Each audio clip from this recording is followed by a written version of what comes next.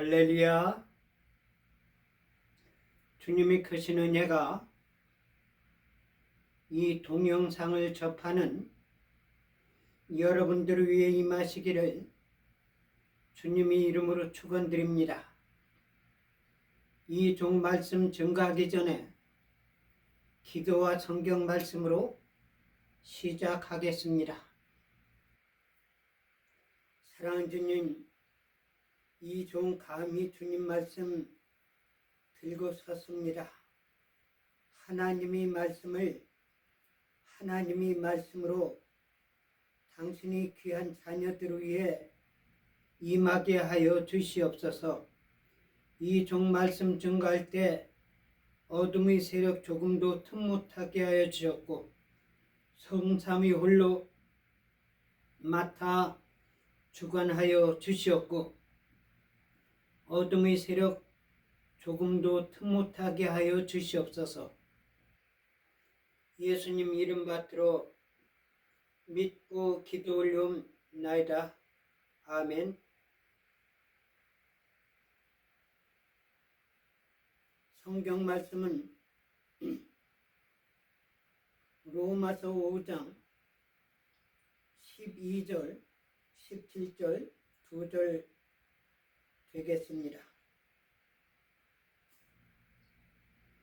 이러므로 한 사람으로 말미암아 죄가 세상에 들어오고 죄로 말미암아 사망이 왔나니, 이와 같이 모든 사람이 죄를 지었으므로 사망이 모든 사람에게 이르렀느니라. 한 사람의 범죄를 인하여 사망이 그 한 사람으로 말미암아 왕노릇하였은즉, 더욱 은혜와 의의 선물을 넘치게 받는 자들이 한 분 예수 그리스도로 말미암아 생명 안에서 왕노릇하리로다. 아멘.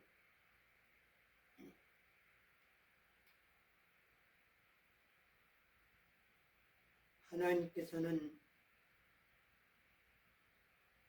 우주와 천지 만물을 만드시고 그 가운데 자기 형상대로 인간을 만드셨습니다. 그리고 보시고는 심히 좋아하셨습니다. 그러므로 말미암아 이 인간을 세상의 모든 만물을 관리하고 주관하고 다스리고, 또한 하나님이 기뻐하신 뜻으로 통치하기를 원하셔서 그렇게 말씀하셨습니다. 그런데 거기에는 중요한 사건이 일어났습니다. 하나님의 뜻을 대항하는 세력이 하나님이 만든 그 인간에게 침투하였습니다. 그러므로 말미암아 하나님이 창조의 질서와 하나님의 뜻과 섭리를 깨뜨리는 사건이 일어났는데, 그것이 다시 말한다 할 것 같으면은 선악과로 말미암아 하와와 아담이 범죄함으로 인해서 하나님의 뜻이 깨어져 버리는 비극적인 사건이 일어났습니다. 그러므로 하나님께서 두 가지 조치를 하셨습니다. 하나는 그 인간이 생명나무 실과를 먹고 영원히 사는 것을 금지시키기 위해서 에덴 동산에서 쫓겨내는 사건이 일어났습니다. 그리고 또 한 가지는 그 죄의 대가로 말미암아 인간이 땀을 흘리고 고생하면서 눈을 갈고 밭을 갈고 일을 해야 그 소득으로 말미암아 먹고 사는 일이 일어나게 하셨고, 여자에게는 해산하는 고통을 주셨다는 사실입니다. 이는 참 하나님께서 참으로 속이 상하고 하나님께서 원통해 하실 수 있는 그런 사건이라고 저는 보고 있습니다. 그런데 그 인간들이 하나님께 순종해야 되는데 그 뒤에도 순종하지 않고 범죄의 사건을 계속 일어났는데, 그것이 뭐냐면 하나님께 영광 돌리고 하나님께 온전한 예배를 드리는 그 사람들에게 시기 질투하여 나중에는 형제간의 살인사건까지 일어났습니다. 참 비극적인 사건이에요. 오늘날 우리 인간들을 볼 때는 원수는 내 집안에 있느니라는 말씀이 있는데요, 형제간의 살인사건이 일어났단 말입니다.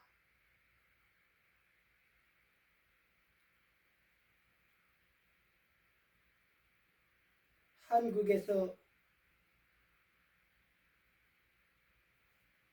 제일 높고 아름다운 빌딩을 지은 그 세력이 어디냐면 롯데그룹입니다. 근데 그 롯데그룹의 그 아들들 가운데 재산 싸움이 일어났어요.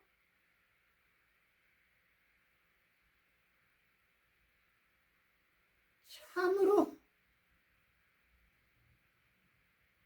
이 세상에 북한에서는 먹을 것이 없어서 죽어나가고 고통당하고, 음식물이 없어가지고 고통당하고 괴로움당한 사람들이 얼마나 많은데, 한국에서 또한 세계적으로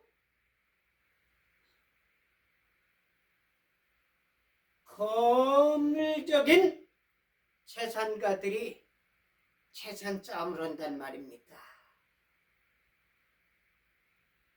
어떻게 보면요, 참 나쁜 놈들이라고 생각되지만은 그건 객관적 입장에서 볼 때 그렇고, 내부적으로 심각한 형제간의 재물싸움이 일어났단 말입니다. 이거 있을 수 없는 사건이거든요.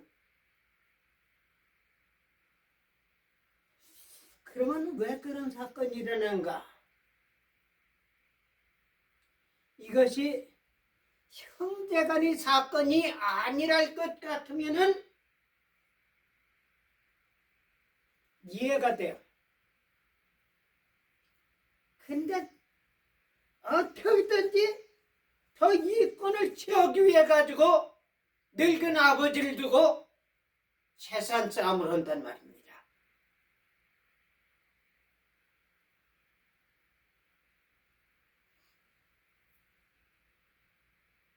아브라함과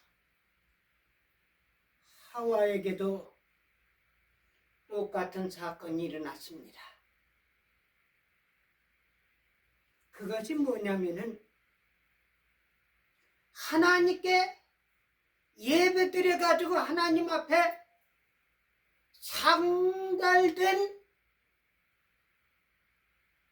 아벨의 모습을 보면서 거기서 형이 분이 여기고 나중에는 동생까지 죽이는 사건이 일어났습니다. 그리고는 시체를 갖다가 은폐해버렸습니다. 아무도 모르고 본인만 아는 사건으로 생각됐지만은 하나님께서는 아시고 계셨습니다. 하나님께서 아시는 방법은 여러 가지가 있겠지만은 거기서 중요한 것이 피의 사건입니다. 피. 전에 제가 설교할 때도 말씀을 드렸지만 피에는 생명이 있고 피는 살아서 움직이는 생명체란 사실을 제가 말씀드렸습니다.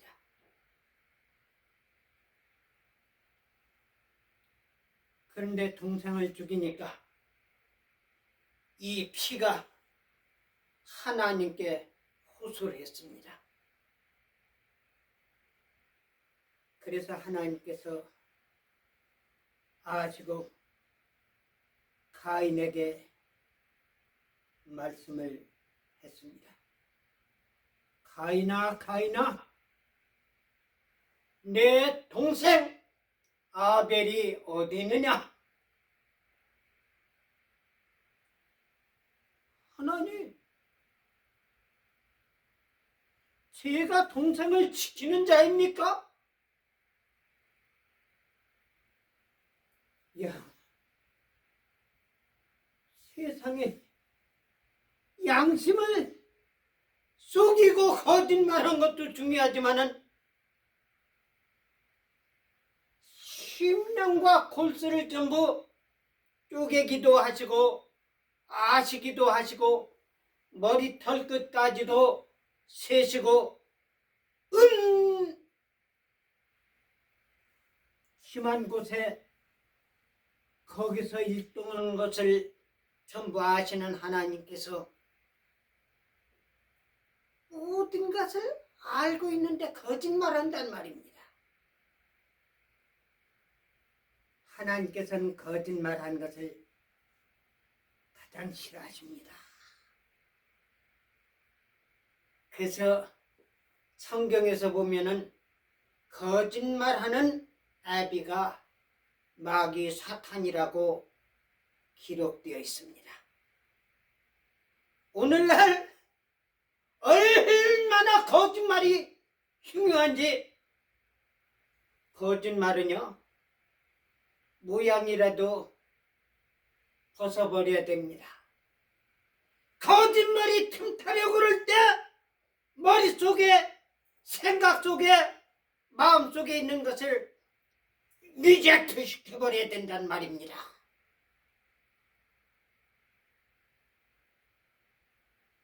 야고보서에 보면은 마귀를 대적하라!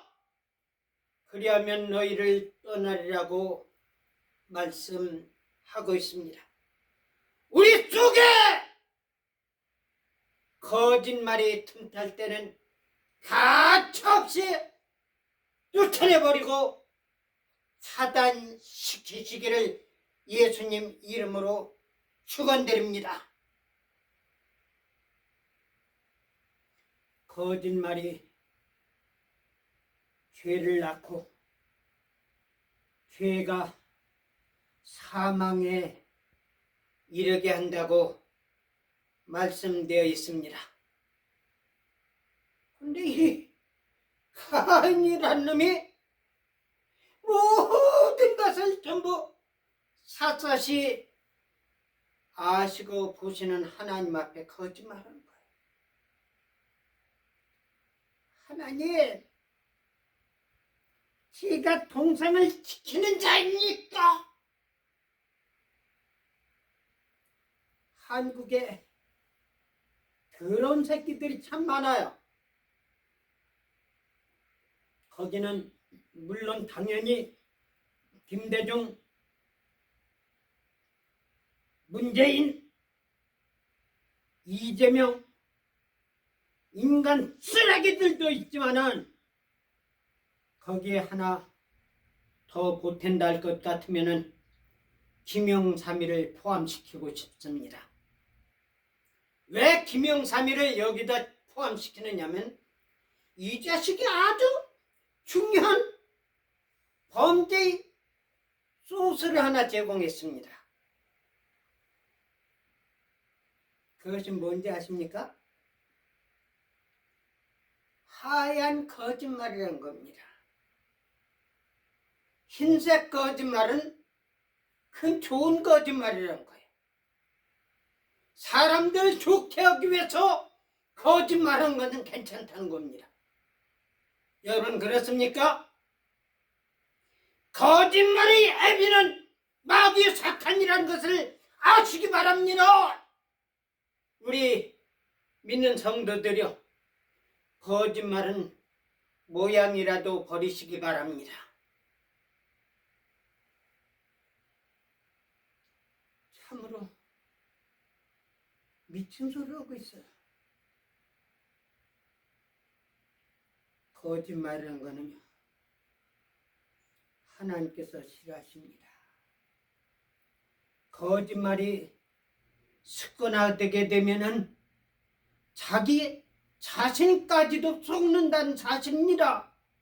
자기가 거짓말하고도 거짓말이 아닌 것으로 생각해가지고 쇠뇌되는데 그것이 다른 사람까지도 거짓말하는 거예요.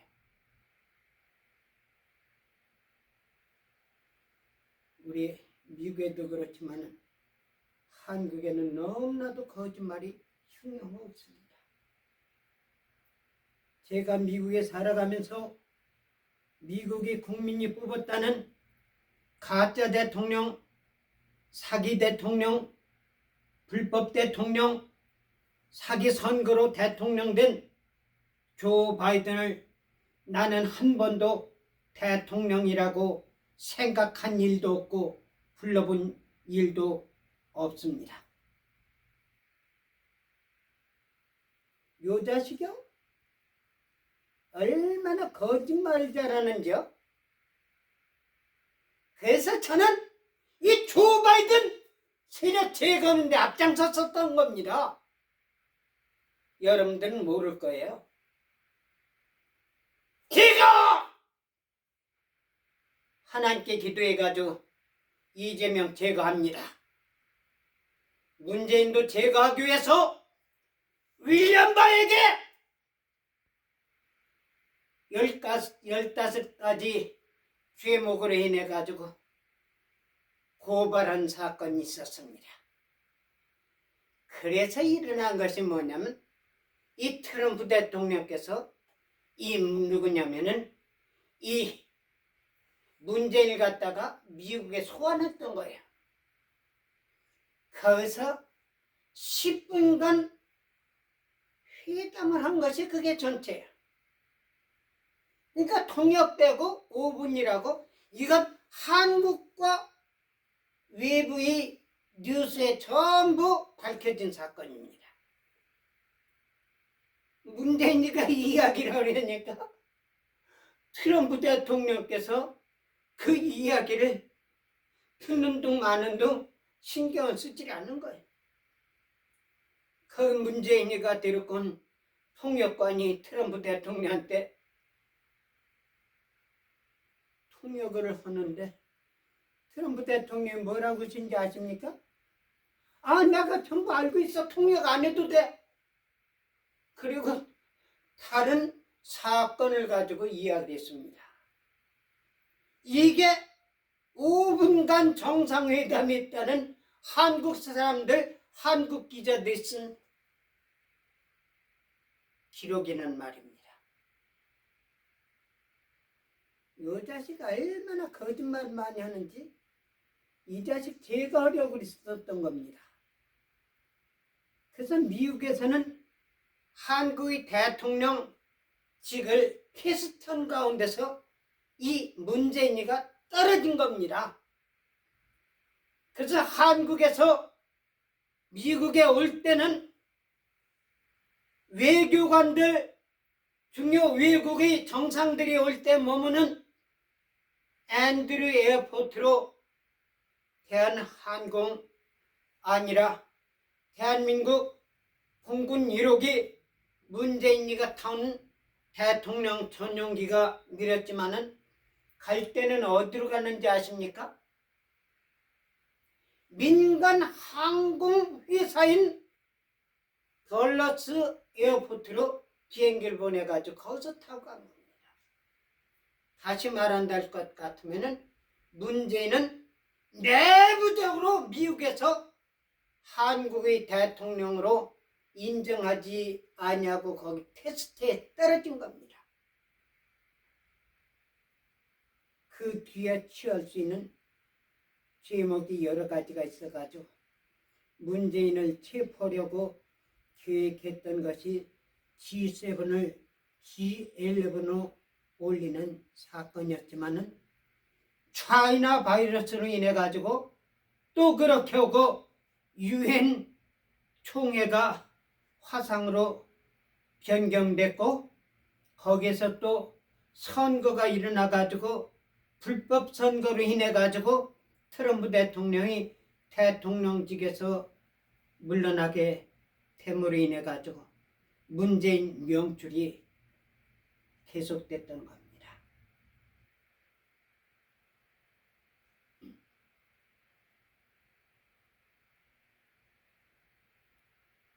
그런데요, 이것이 거짓말을 얼마나 잘하는지 거짓말 천국을 만들어 놓는 겁니다. 그러더니 이제는 이재명이 같은 새끼가 또 나와가지고 한국을 완전히 쑥대밭을 만들어 놓은 거예요. 정권 교체한 것이 문제가 아니라 한국을 쓰레기통으로 만들어 놓은 거예요.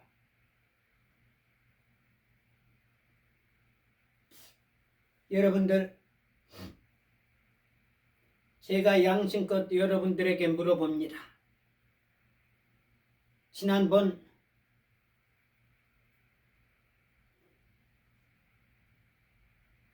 그 대표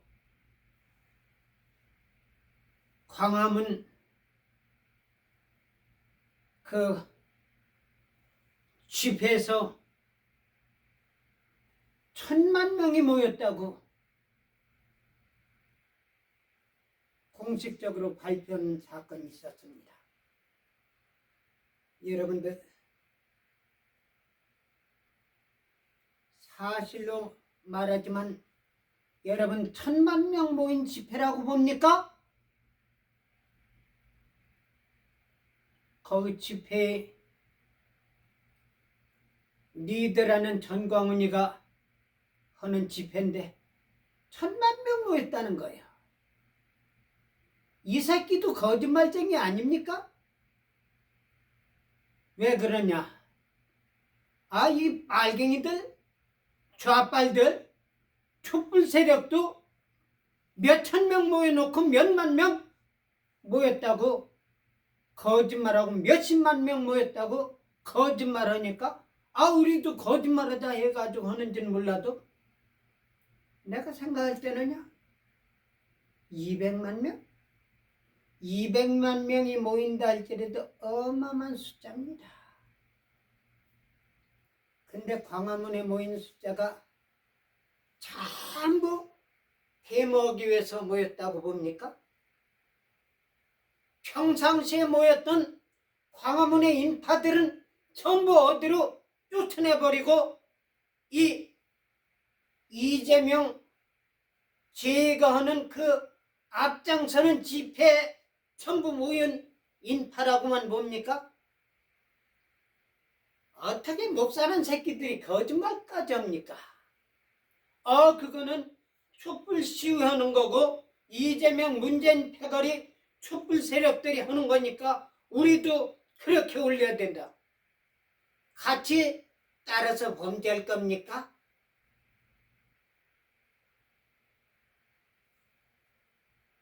다행히 심령을 감찰하신 하나님께 거짓말을 한 겁니다. 하나님, 제가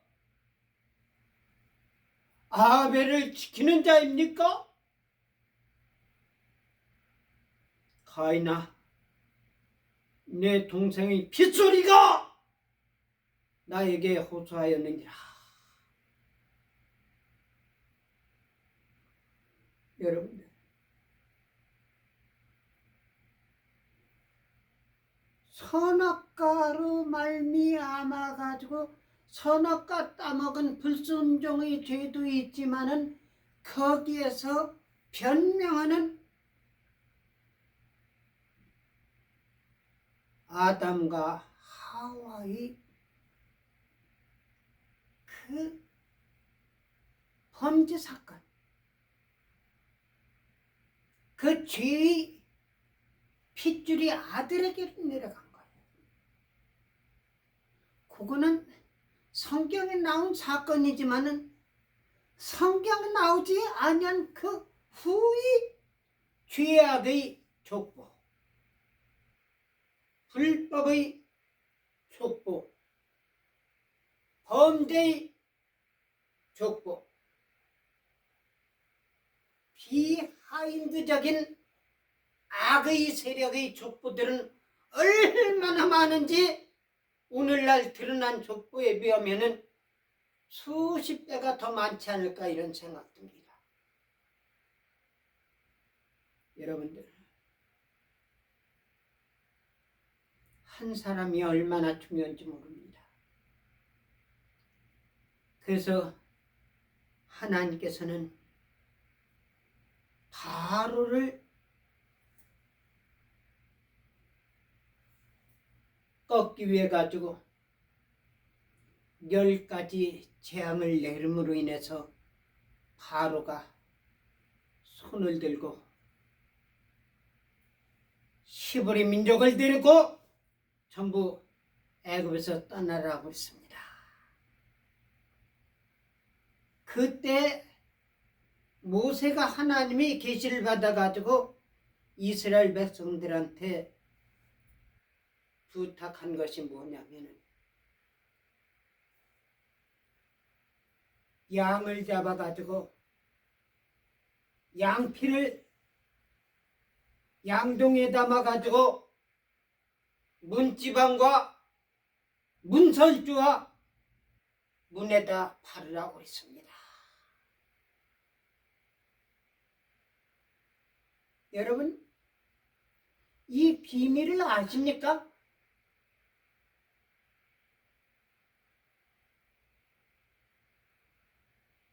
여기는 아벨의 피 스토리가 여기에 담겨 있다는 사실입니다. 죄 없는 희생, 깨끗한 희생, 의인의 희생이 죄악을 물리칠 수 있고 죄악이 그 집 가정에 그 마음속에 들은 것을 차단할 수 있다는 사실입니다. 죄의 대가는 사망이라고 그러는데 죄가 그 집안에 들게 된다 할 것 같으면은 죄악이 그 마음속에 들게 된다 할 것 같으면은 사망이 들어서 왕노릇한다는 사실입니다. 그래서 거기에서 문과 문설주와 문지방에 무엇이 들을 수 있는 그 루트를 피로 차단하라는 사실입니다.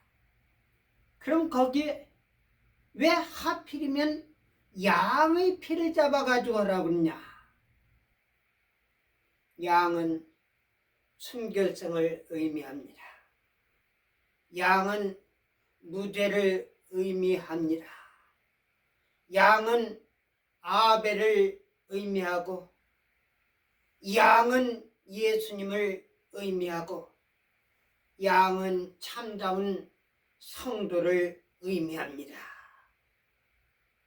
가벨의 키가 사망을 멈추게 하는 의인의 족보로 인해 가지고 롯에 연결되어 나왔습니다. 그래서 가인과 롯의 그 두 파로 내려온 것이 오늘날까지 인간 세상에서 이루어지고 있는 사건입니다.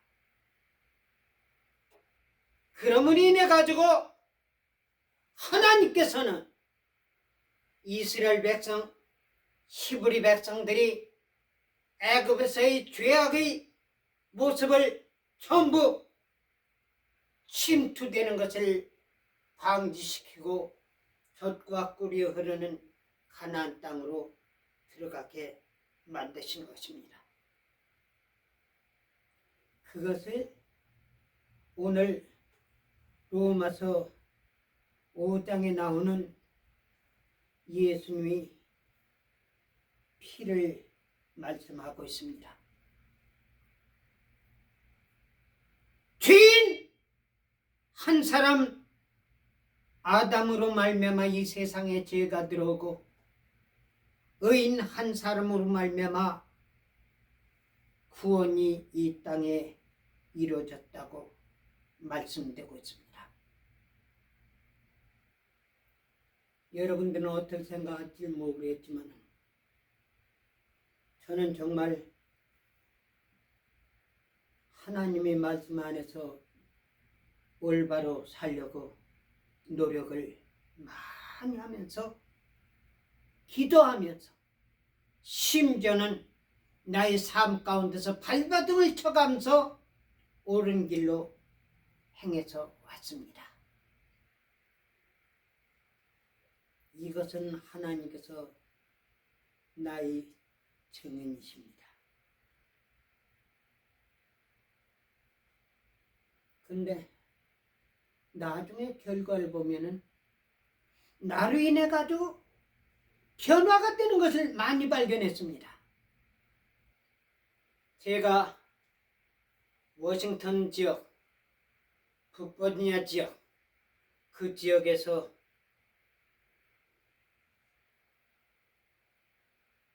30여 년 동안 목회를 하고서 이 해리스버그로 와가지고는 목회를 하지를 않고 있습니다.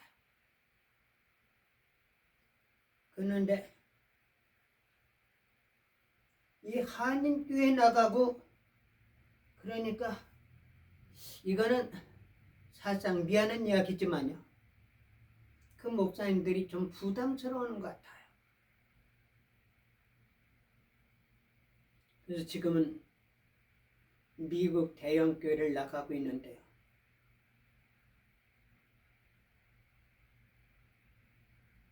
그 교회는 교인들이 성경을 들고 나온 사람이 하나도 없어요.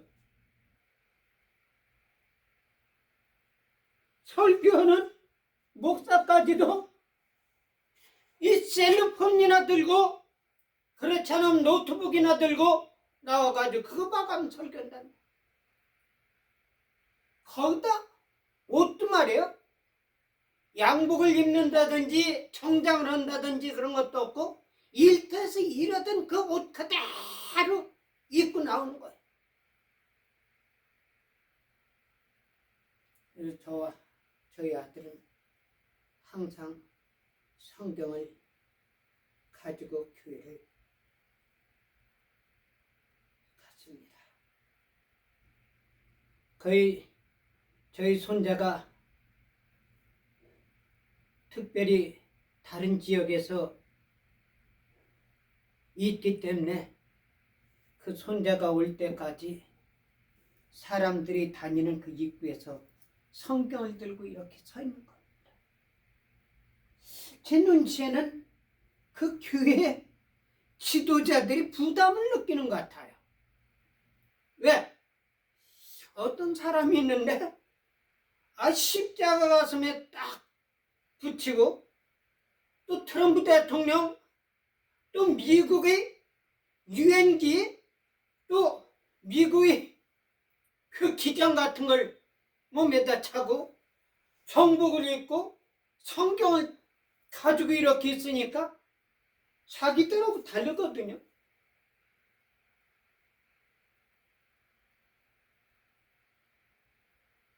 여러분들 교회 나올 때는요 깨끗이 목욕되게 하고요. 이건 미신이 아닙니다. 목욕되게 하고 머리도 깨끗이 빗고 마음도 바르게 하고 그렇게 하나님의 말씀이 담긴 성경을 들고 교회 나와서 예배 드려야 됩니다. 여러분들 예배가 뭡니까? 예를 갖춰가지고 하나님께 경배하는 것이 예배입니다. 예수님께서는 임금님의 혼인잔치를 비유로 말씀하시면서 예복을 입지 아니한 자들을 갖다가 전부 어둠의 궁텅이로 집어넣는 그런 스토리가 있습니다. 그래서 오늘은 교회 가서 봤는데 목사님도 제단에 성경 가지고 가가지고 놓고 설교하고 성경을 가지고 오는 사람들이 눈에 툭툭 많이 보여요. 한 사람이 얼마나 중요한지. 여러분들 십자가는 예수님을 상징합니다. 여러분들 십자가는 고난을 상징합니다. 여러분들 십자가는 예수님을 상징합니다. 여러분들 십자가는 죽음을 상징합니다. 십자가는 사람들에게 보이기 위한 데코레이션이 아니란 사실입니다. 저는 항상 가슴에 십자가를 차고 다닙니다. 근데 저한테 아주 어려운 과정이 있었습니다. 이 십자가를 떼고 가야 할지 고민이었었어요. 그렇지만은 나는 이러면 이럴수록 더 십자가를 떼지 않겠다는 마음의 각오로서 십자가를 붙이고 갔던 일이 있습니다. 그 스토리가 뭐냐면요. 어린 아이들이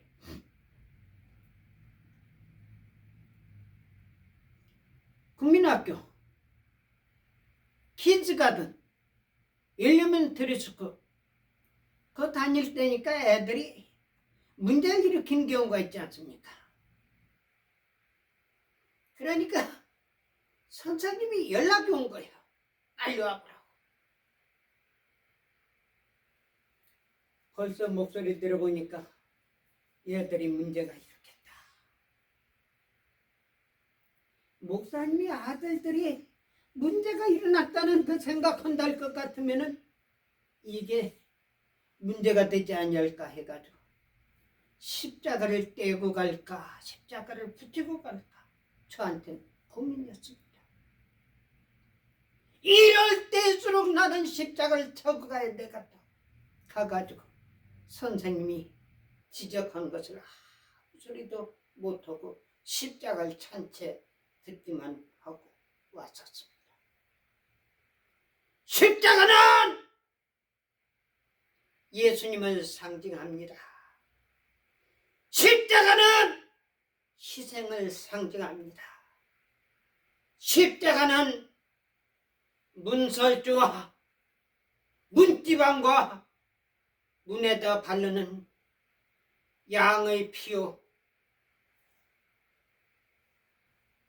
아벨의 피요, 예수님이 피가 담긴 상징이라는 사실을 여러분들 기억하시기 바랍니다. 그럼 왜 기독교가, 십자가가 기독교를 상징하고 교회를 상징하는가? 왜 예수님 믿는 성도들을 상징하는가? 오늘날 내가 많은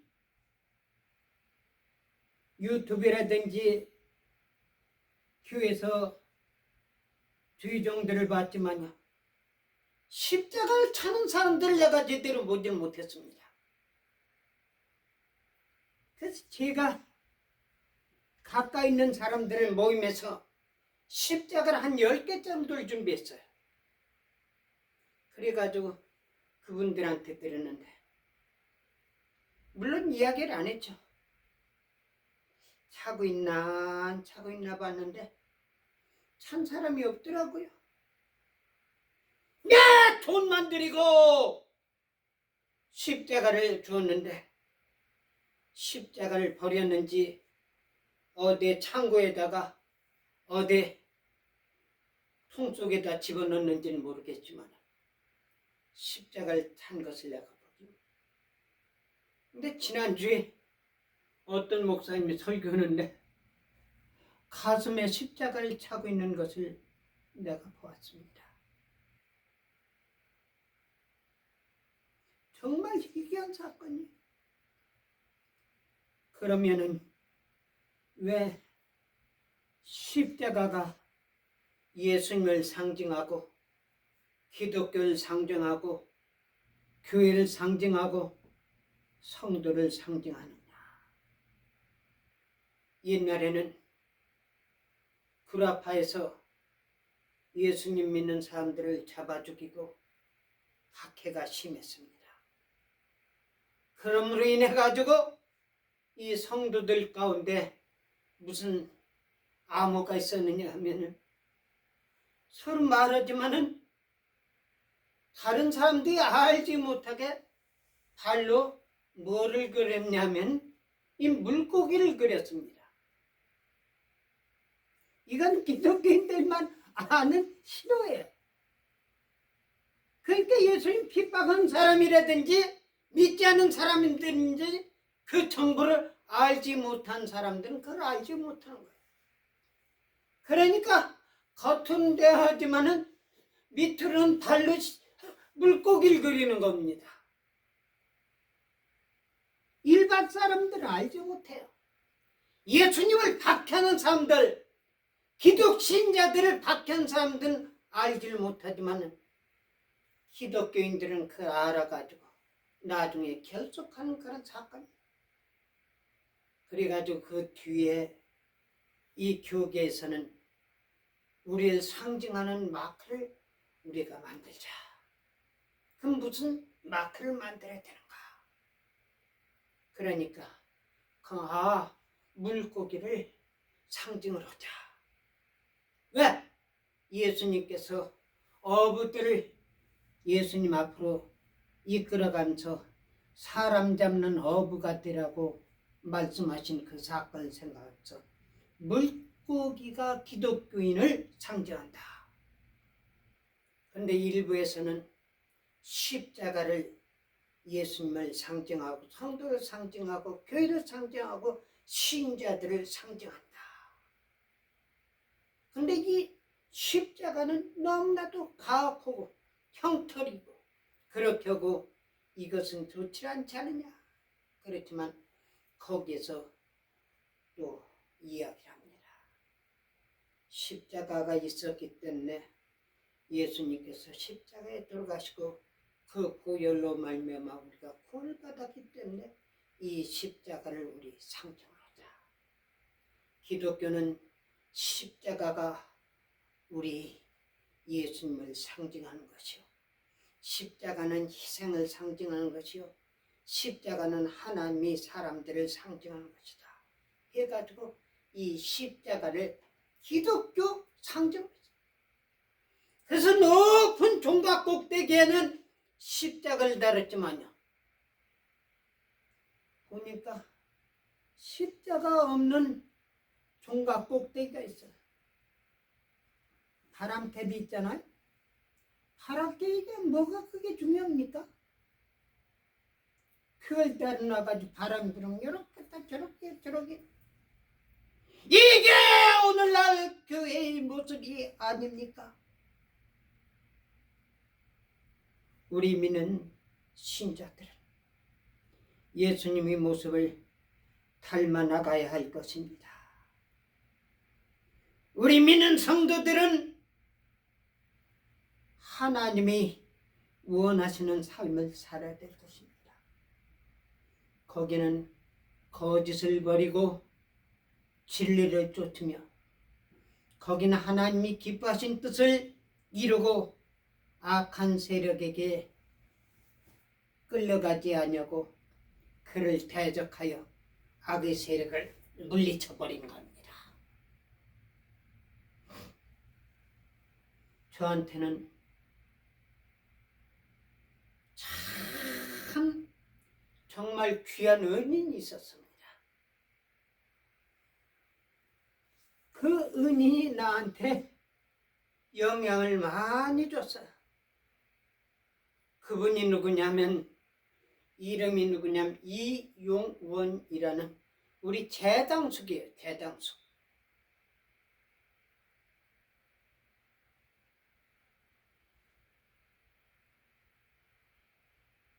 이 재당숙인데 이 양반이 우리 할아버지한테는 당숙님 하고 부르는 그런 상황이거든요. 그러니까 그 아버지는 우리 할아버지하고 어떻게 했냐, 사촌이 되는 거죠. 그러니까 우리 아버지하고는 육촌이 되는 거고요. 저에게는 칠촌이 되는데 그 칠촌을 갖다 재당숙이라고 합니다. 재질이라고, 재조카라고 하고요. 이분이 옛날에 일본 문화를 빨리 받아들여가지고 일본에서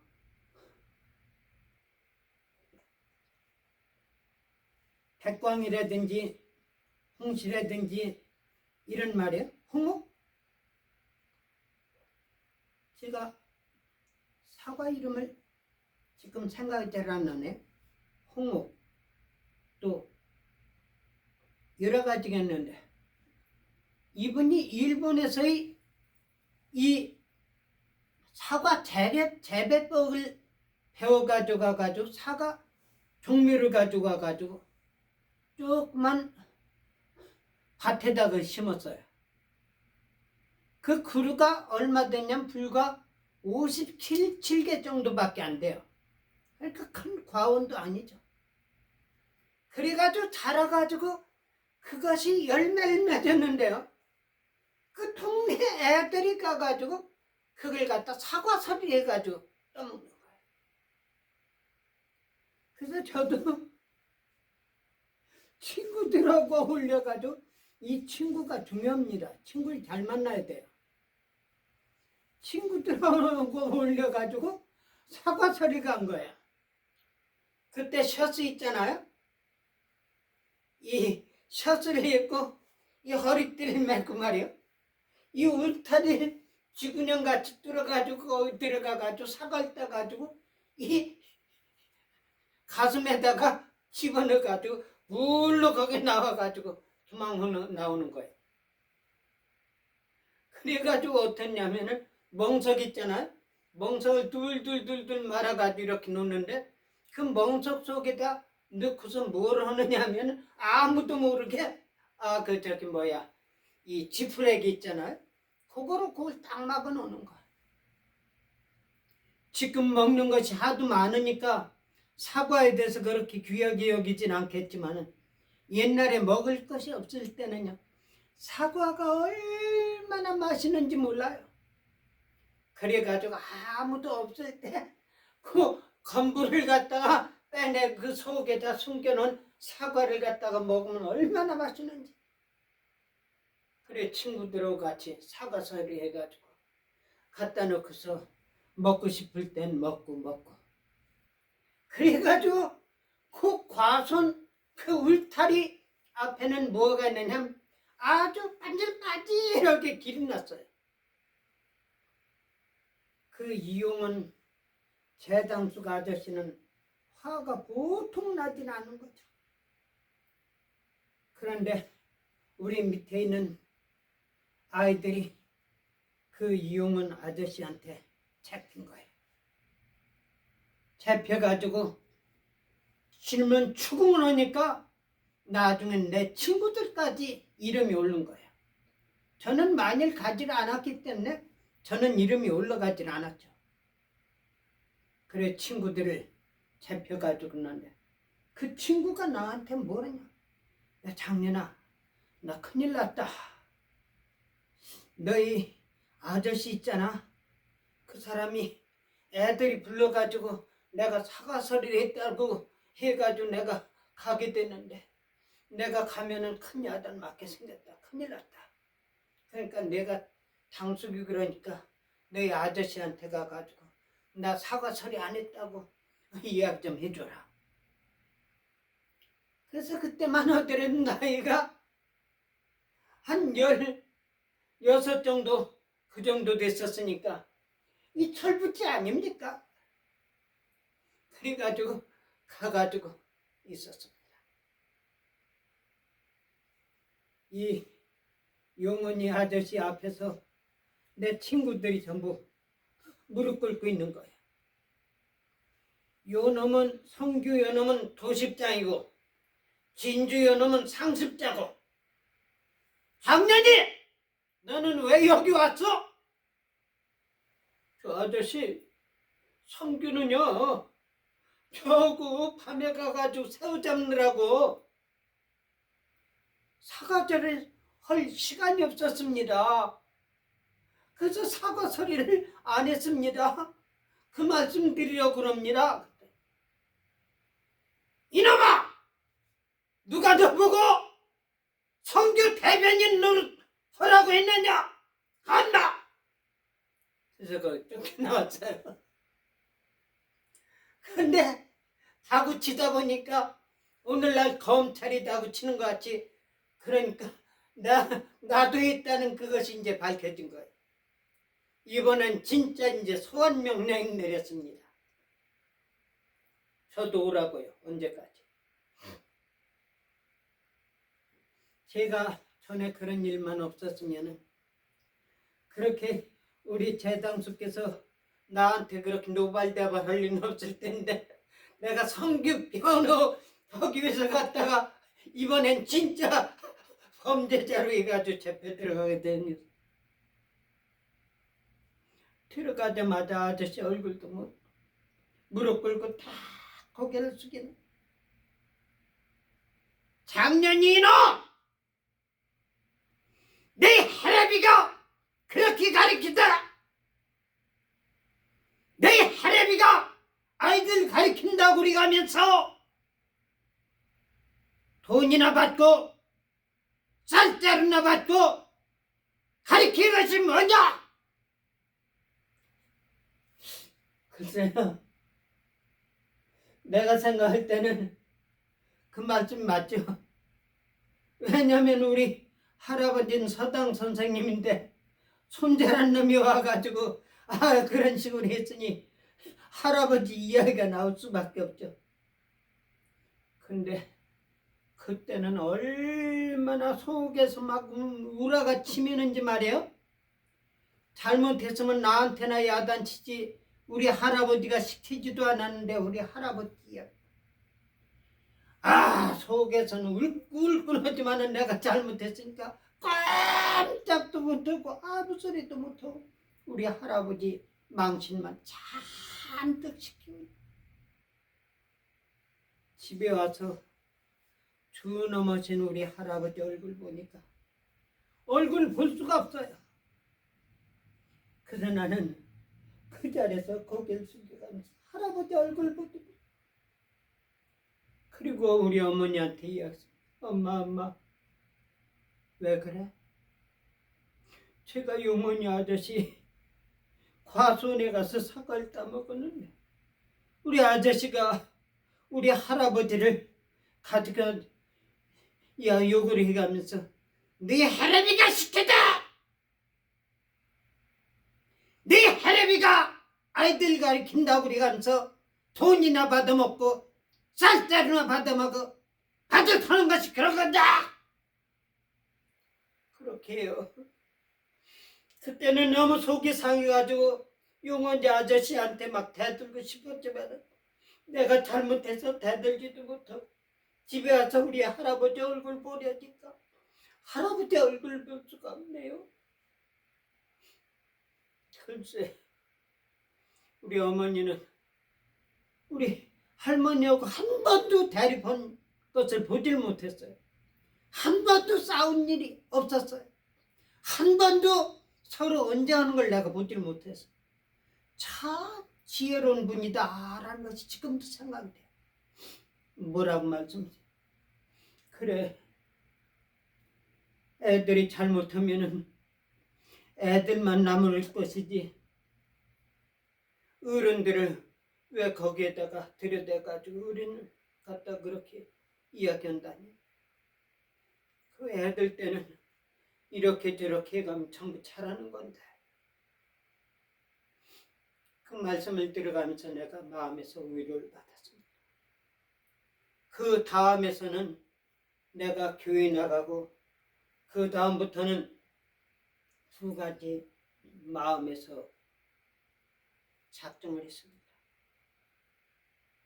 내가 잘못하면은 우리 하나님 아버지께 욕이 들어가고 우리 하나님이 욕을 먹고 예수님이 욕을 먹는다. 내가 잘못하면은 우리 아버지, 어머니, 할아버지, 할머니가 욕을 먹는다. 우리 형제들이 욕을 먹는다. 내가 행동을 잘해야 되겠다. 그것을 마음에서 아주 각오로. 그래서 죄악된 행동이 마음에서 틈탈 때는 바로 리셋 시켜버리고, 그리고 저는 십자가를 떼지를 않는 겁니다. 이것은 왜냐? 내가 예수님이 믿는 성도요, 하나님이 자녀이기 때문에 나는 십자가를 가슴에서 떼지 않겠다. 내가 죽는 날까지 나의 마음속에는 예수님이 고난받은, 예수님께서 산상에서 피 흘려가지고 죄 없이 돌아가신 예수님을 담고 나의 가슴에는 십자가를 달겠다는 것이 저의 신앙이고, 사랑 여러분들, 예수님 믿는다면서 얼마나 하나님을 경홀히 여기고 하나님 망신을 시킵니까? 문산명이 유대시켜? 나쁜 놈의 새끼. 뭐 한학자? 참어머니? 꼴 좋다. 참어머니란 이 집이 안방이나 들어가서 있고. 전광훈이 이 자식이요? 뭐 하나님도 까불면 죽어? 얘 개새끼야. 내 놈으로 인해 가지고 기독교인들이 얼마나 지금 망신을 당하고 핍박당하는지 아냐? 마귀새끼들. 사랑하는 여러분들, 제가 지금 여기서 이야기한 거는 전광훈이, 문선명이 한학자만 가리키는 것이 아니에요. 우리 믿는 성도들 모두에게 제가 말씀드린 겁니다. 나의 한 사람 잘못함으로 인해 가지고 우리 할아버지, 할머니, 아버지, 어머니, 형제들이 욕을 얻어먹는 것 같이 나 믿는 사람 한 사람으로 말미암아 예수님이 욕을 얻어먹고 하나님이 욕을 얻어먹고 우리 성도들이 욕을 얻어먹고 오늘날 교회가 세속화된 이유가 여기 있다는 사실을 여러분들 기억하시기 바랍니다. 내가 천상의 목소리로 하나님 말씀을 대언한다 할지라도 행동이 잘못됐다 할 것 같으면 소경된 지도자라고 히포크레시라고 예수님께서 바리새인, 유대인, 서기관, 제사장들에 대해서 손가락질한 것 같이 지적한 것 같이 사단의 자식이요 마귀의 자식이요 회칠한 무덤이라는 말씀한 것 같이 우린 이걸 생각해가면서 항상 나 한 사람이 올바로 될 때 세상이 올바로 됩니다. 나 한 사람이 올바로 될 때 우리 주위 사람들이 변화가 되고 있습니다. 우리 트럼프 대통령을 제가 이렇게 봤지만 정말 껍데기 신자가 아닌 것을 여러 가지로 제가 확인하고 있습니다. 그가 찔리면 우리 죄악을 인하며 그가 상한 우리 허물을 인합니다. 트럼프 대통령이 욕먹고 고난당하고 핍박당한 것이 어디 있다고 봅니까? 대통령 좋아서요? 한국의 어떤 놈은요? 대통령 나온 것이 황금마차 타는 거로 생각하는 거예요. 미친 자식들. 그런 자식들이 한국의 지도자요 한국의 대통령 나온다는 그런 썩어 빠진 개념을 가지고 있는 것이 지금 한국의 정치인들입니다. 여러분들 트럼프 대통령 위해서 기도하시기 바랍니다. 그가 곁길로 나가지 않고 정말 하나님 앞에서 떳떳하고 올바른 세계적인 지도자가 되어서 세상을 아름답게 통치되는 그런 세계로 만들기 위해서 말입니다. 그럼 나 스스로가 올바르게 삶으로 말미암아 가지고 이 세상을 변화시키는 놀라운 역사가 일어날 수 있다는 사실을 생각하면서 십자가를 마음속에 새기고 생각 속에 새기고 머릿속에 담고 가슴에 달고 다니시기를 예수님 이름으로 축원드립니다. 기도드리겠습니다. 사랑하는 주님, 이 중 불완전한 세상 말로 하나님이 기뻐하신 뜻을 전달하려고 노력했습니다. 하나님이 기뻐하신 뜻으로 나온 말씀이면은 이 말씀이 그대로 다 이루어지게 하여 주시옵소서. 예수님 이름 받들어 믿고 기도 올려옵나이다. 아멘.